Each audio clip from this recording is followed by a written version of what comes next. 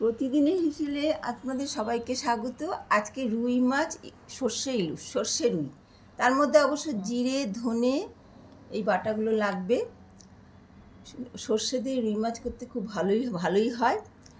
আর রুই মাছগুলো প্রথমে ধুয়ে নুন হলুদ মাখিয়ে নিয়েছি। এগুলো সবগুলো এবারে হালকা করে সর্ষের তেলে ভেজে নেব।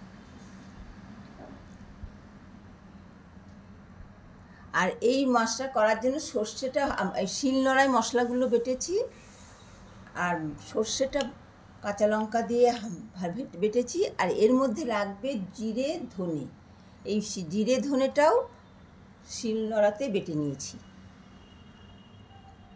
শুধু সর্ষে দিয়ে এই মাছটা করব না, এটা সর্ষে ধনে জিরে দিয়ে এই রুই মাছেরটা হবে। প্রথমে মাছগুলো ভালো করে ভেজে নেব।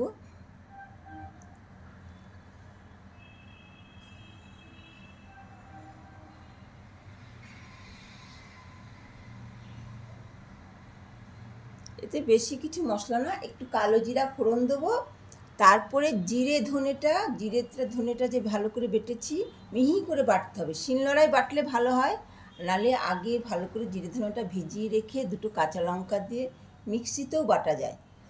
কিন্তু আমি জিরে ধনেটা আর সর্ষের তরকারি সবসময় শিলনোড়াতে বেটেই রান্না করি, এতে তরকারির টেস্ট হয়, ভালো হয়।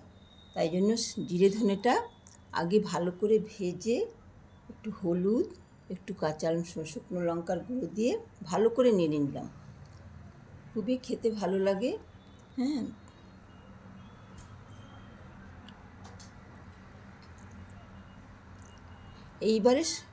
এইবারে সর্ষেটা এত মিহি করে বেটেছি, ভালো করে বেটেছি। সর্ষে যখন বাটবেন প্রথমেই প্রথম থেকেই হালকা হালকা করে বাটলে এক বাটাতেই ভালো করে বাটা হয়। তা আমি ওইভাবেই সর্ষেটা বাটলাম, ওই জন্য সর্ষেটা কোনো ছেঁকে দিলাম না, সর্ষেটা খুবই মিহি হয়ে গেছিলো। এইবারে তা মাছের ঝোলে একটু গরম জল দিলে ভালো হয়, আমি এই জন্য মাছের ঝোলে একটু গরম জলই দিই। এইবারে মাছগুলো দিয়ে দিলাম।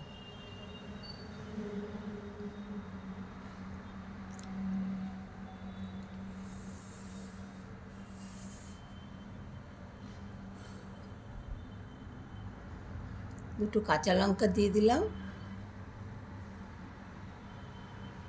এই মাছটা খুবই খেতে শুধু সর্ষে দিয়ে তো ইলিশ মাছ, সর্ষে ইলিশ এ সমস্ত হয়, কিন্তু রুই মাছ যখন করতে যাব তখন যদি একটু জিরে ধনের বাটা দিয়ে এই সর্ষে রুইটা করা হয়, খুবই সুন্দর হয়।